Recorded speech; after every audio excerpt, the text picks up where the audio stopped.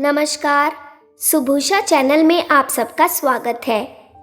कबीरदास जी का एक बहुत ही प्रसिद्ध दोहा है, बुरा जो देखन मैं चला, बुरा न मिलिया कोय, जो दिल खोजा आपना, मुझसे बुरा न कोय।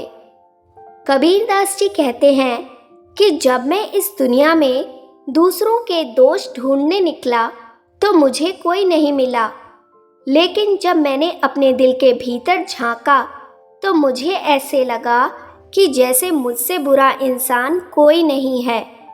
अक्सर होता है कि हम सब दूसरों के दोष ढूंढने में लगे रहते हैं, लेकिन अपनी कमियों की ओर ध्यान ही नहीं दे पाते। लेकिन जब हम ध्यान से देखते हैं तो हमें एहसास होता है कि हम में उनसे भी ज़्यादा दोष हैं। प्रस्तुत है इसी दोहे पर आधारित एक कहानी। एक बार एक राजा के दरबार में किसी व्यक्ति के क्या क्या गुण और दोष हो सकते हैं, उस पर चर्चा हो रही थी। हर मंत्री अपने अपने ज्ञान और जानकारी के आधार पर किसी इंसान के गुण और दोष के बारे में बता रहा था। एक मंत्री ने राजा से कहा कि महाराज, मेरे मोहल्ले में एक व्यक्ति है, उसके बारे में कहा जाता है कि अगर सुबह उसका चेहरा देख लो तो पूरा दिन आपको भोजन नसीब नहीं होता। राजा को यह बात बहुत हास्यपद लगी। राजा कहने लगा कि मैं इस बात को परखना चाहता हूँ। मंत्री चाहकर भी राजा को नहीं रोक पाए, क्योंकि बालहट और राजहट के आगे किसी की भी नहीं चलती। राजा ने मंत्री से उसका पता पूछकर सैनिकों को उसे लेने भेज दिया। सैनिक उस व्यक्ति को राजा के पास ले आए। राजा ने उस व्यक्ति को रात में अपने साथ शयन कक्ष में सुलाया, ताकि सुबह उठकर वह सबसे पहले उसका चेहरा देख सके। अगले दिन सुबह उठते ही राजा ने उसी व्यक्ति का चेहरा देखा। राजा ने जैसे ही अपने दैनिक नित्य कर्म किए, राजा को समाचार मिला कि किसी दूसरे राज्य का राजदूत किसी विषय में तत्काल मंत्रणा करना चाहता है। राजा बिना भोजन किए जल्दी से राज दरबार में चला गया। अभी राजा उससे मंत्रणा कर ही रहा था कि कोई नागरिक न्याय की गुहार लगाता हुआ आ गया। ऐसे राजा को उस दिन एक के बाद एक ज़रूरी काम करने पड़े, इसलिए राजा दिन भर भोजन नहीं कर पाया। लेकिन जैसे ही राजा की दृष्टि उस मंत्री पर पड़ी जिसने उस मनहूस व्यक्ति के बारे में बताया था, राजा को स्मरण हो आया कि मैंने तो आज सारा दिन भोजन ही नहीं किया। राजा ने उस व्यक्ति को उसी क्षण राज दरबार में बुलाया।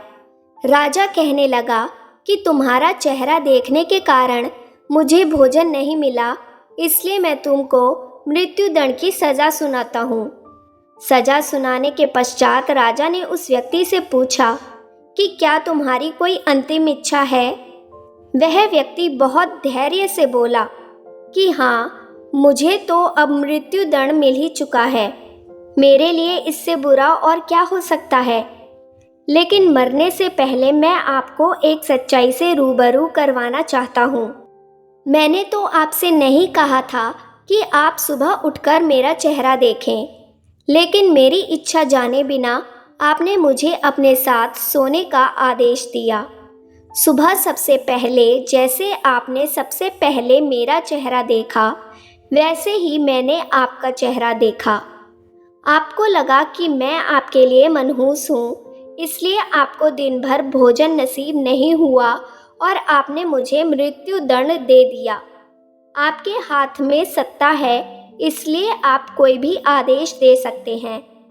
महाराज, सच्चाई तो यह है कि आप मेरे लिए उससे भी ज़्यादा मनहूस हैं, क्योंकि मेरा चेहरा देखने पर केवल आपको एक दिन भोजन नसीब नहीं हुआ, लेकिन सुबह आपका चेहरा देखना मेरी मौत का कारण बन गया। अब आप ही फैसला कर लें कि हम दोनों में से किसका चेहरा देखना ज़्यादा बुरा है। उस समय राजा को अपनी गलती का एहसास हुआ कि बुरा जो देखन मैं चला, बुरा न मिलिया कोय, जो मन खोजा आपना, मुझसे बुरा न कोई। राजा ने उस व्यक्ति की मौत की सजा माफ कर दी और उससे क्षमा मांगी। आशा करती हूँ कि आपको ये कहानी पसंद आई होगी।